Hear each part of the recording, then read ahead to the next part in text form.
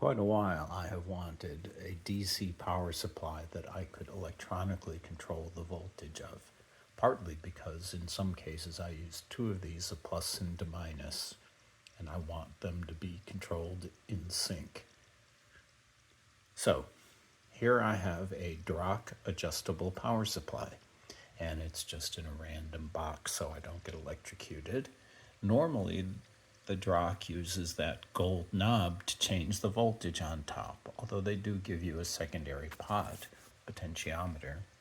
And what I've done is I've taken the potentiometer, wired it in, and I'm reading the red and the black turn out to be +5 and ground, and then the middle wire, I'm injecting a voltage, whereas it turns out on this supply, it has a times 10. So if I give it a voltage of 4.8, I'll get 48 volts out. If I give it a voltage of 1 volt, I'll get 10 volts out. Now, is that always true? Almost certainly not. But it is true for this 48 volt 10 amp power supply that I'm using for test. Now, here's the circuit I'm going to be using. It's pretty simply an op amp with a little bit of gain, followed by an analog optical isolator, optically isolating the input from the output so that the output, which is these three clips, the red, black, and blue, right, which go to the pot, can be isolated from my circuit. And my circuit has the op amp and the isolator, and then an ESP32 processor with Wi-Fi that generates a PWM signal into this whole system to control the voltage. And so that's what we're going to see. So here's the supply, here is an oscilloscope, and here is my tablet connected to all of the above. So to start out, we're going to turn this on.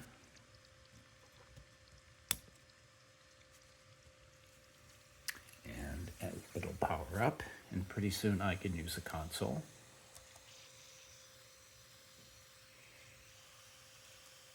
There we go.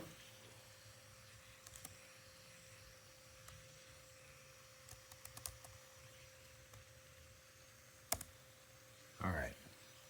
So now we're running CircuitPython comfortably on this system. And note now we're at 48 volts. And here we have this signal. So let's start using the PWM.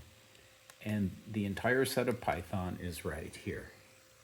It's very simply create a PWM output at 1 megahertz and set the duty cycle, which is an integer in this case between 0 and 65,000. And let's paste it all in. And now you can see on the oscilloscope, we have that incoming square wave, and the DC output value is shown way down here.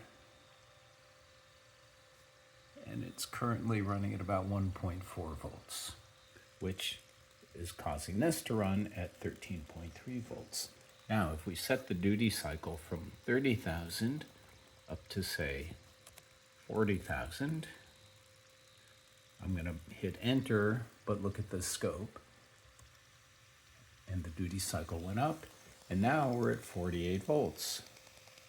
So simply by, in this case, changing the duty cycle of the PWM, which then goes in here, converts it to an analog value, gets it amplified a little bit, and then runs through the isolator, and then sets the voltage on the power supply.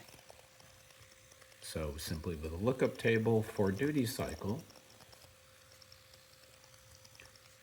so let's set this to like 20,000.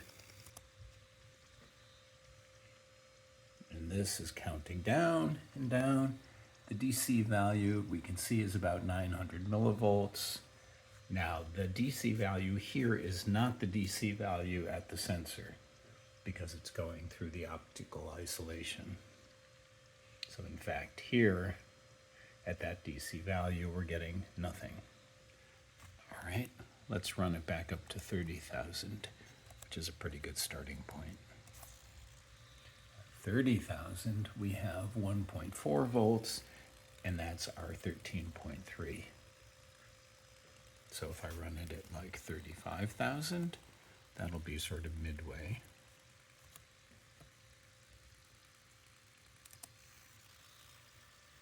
Get that. Now we're at 31.5 volts, just sort of randomly. So all of this works, and fairly soon this can be a web server that takes input to determine what the voltage is you get out. And then later on, I'm going to hook this into a Class G amplifier.